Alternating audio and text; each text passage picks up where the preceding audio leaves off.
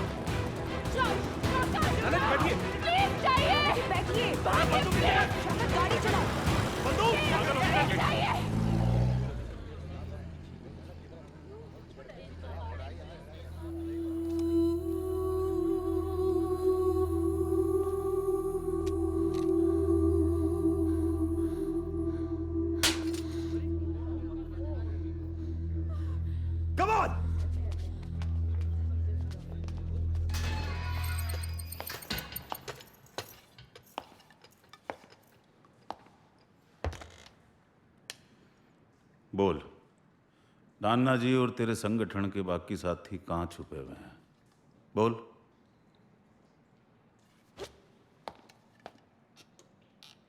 देख, ये सरकार तुम लोगों को छोड़ देगी नहीं। तू और तेरे संगठन के सारे लोग ऐसे ही सारी जिंदगी जेल में घिसटते रहोगे और सड़ते रहोगे, समझी? और तुम लोग जिंदगी भर माँ बेटे की गुलामी करते रहोगे। गुलाम गुलाम गुलाम दिख रहे हैं हम तने, हैं? दे इसे 3rd डिग्री।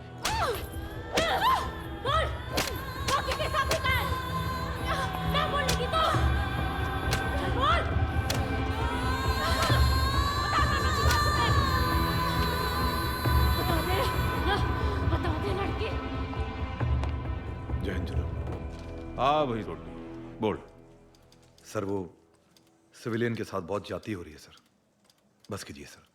तुझे घड़ी तकलीफ हो रही है, हैं? चल जा, तू मारेगा जा।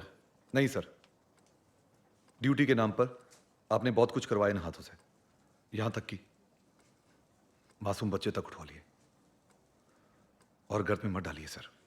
अरे वो सराफत के ताऊ, सोच ले क्या कह रहा है। नौकरी गवा देगा, बाल बच्चे भूखे मरेंगे। सरदार हूं सर, सरदार।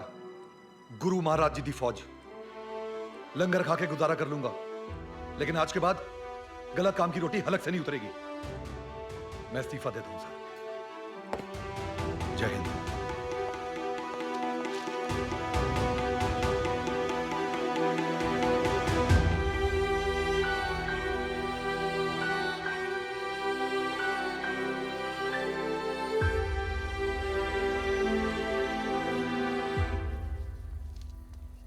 नमस्ते चीफ। चीफ, फॉरेन डेलीगेट्स के आगे पर्चे फेंकने वालों को हमने पकड़ लिया है, वो भी सिर्फ 12 दिनों में। उन पे क्रिमिनल चार्जेस लगा दिए हैं चीफ। चीफ, पार्टी के लिए जान दे सकता हूं मैं लेता हूं।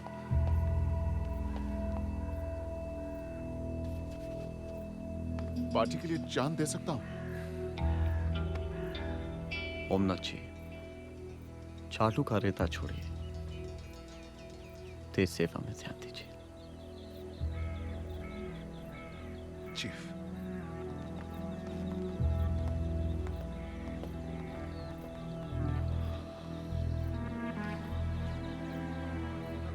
यहां पर साइन आपके लगेंगे, ठीक है?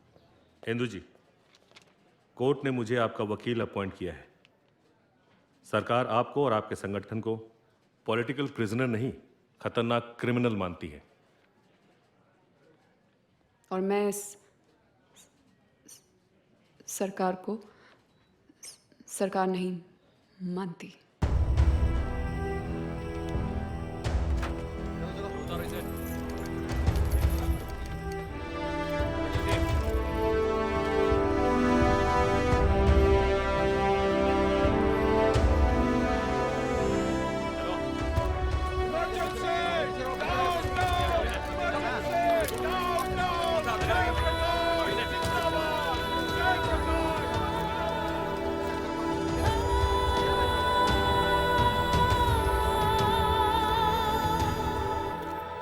आप देश विरोधी प्रवृत्ति में अगुवाई करते थे। देश विरोधी नहीं, सरकार विरोधी। जज साहब, हम पे जो आरोप लगाए जा रहे हैं ये बेबुनियाद हैं। हम लोग पॉलिटिकल प्रिजनर्स हैं, क्रिमिनल्स नहीं। आपने नक्सलाइट लोगों से मिलकर ये डायनामाइट हासिल किया था। जी हाँ। आप अपने हिम्मत इंडिया के साथियों के साथ मिलकर जगह जगह ब्लास्ट करना चाहते थे। जी नहीं, ये झूठ है।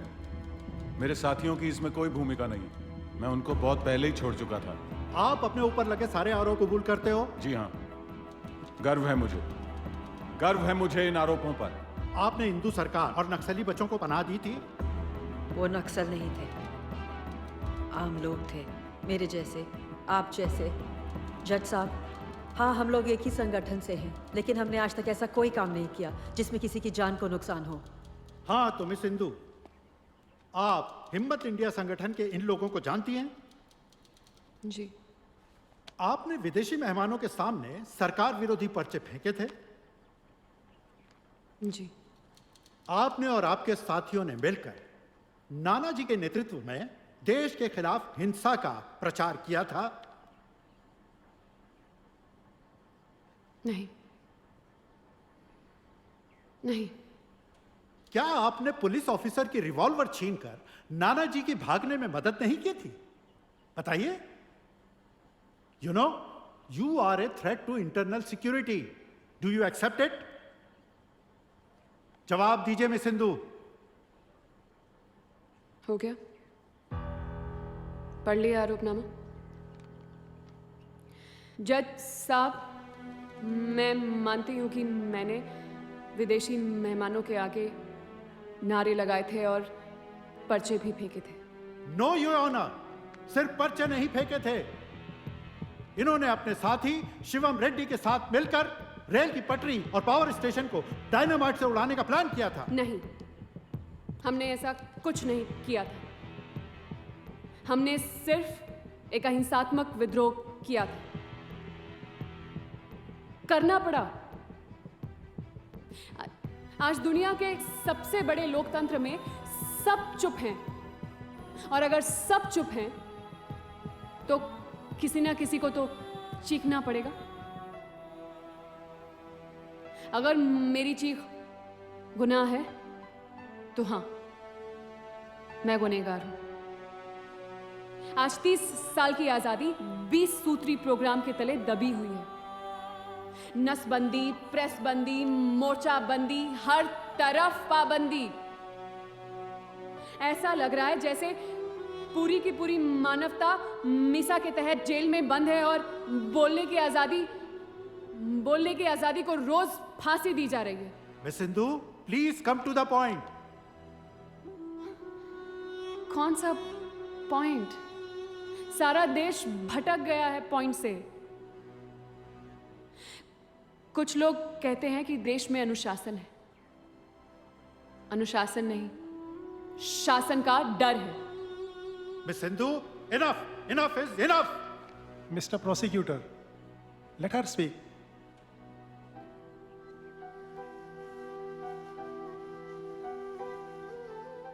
सारा देश यही कह रहा है, इनफ।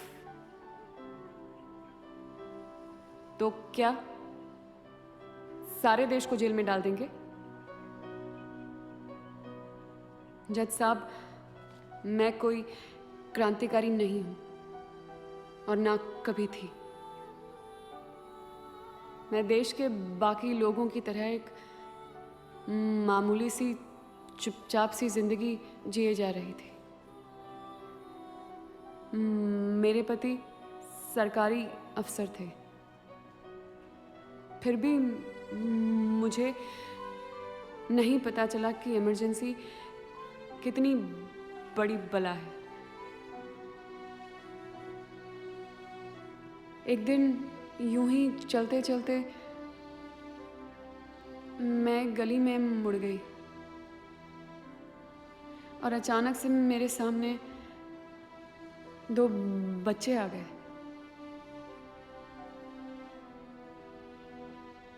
उसी पल से मेरी जिंदगी अलग ही दिशा में बदल गई। मैं तो सिर्फ उन बच्चों के बिछड़े हुए माँ बाप ढूंढ रही थी और वो बच्चे मुझ में अपनी माँ।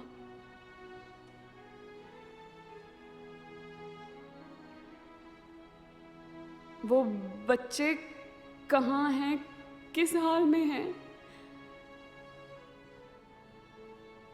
किसी को नहीं पता।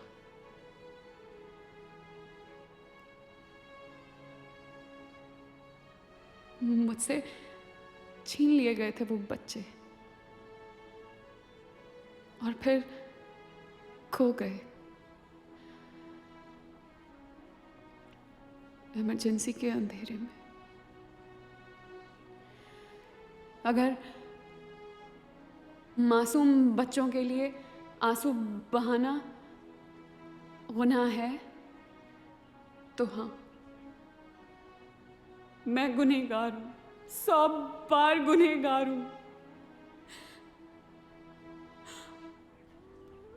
और मुझे इसकी सजा मिलनी चाहिए, जरूर मिलनी चाहिए।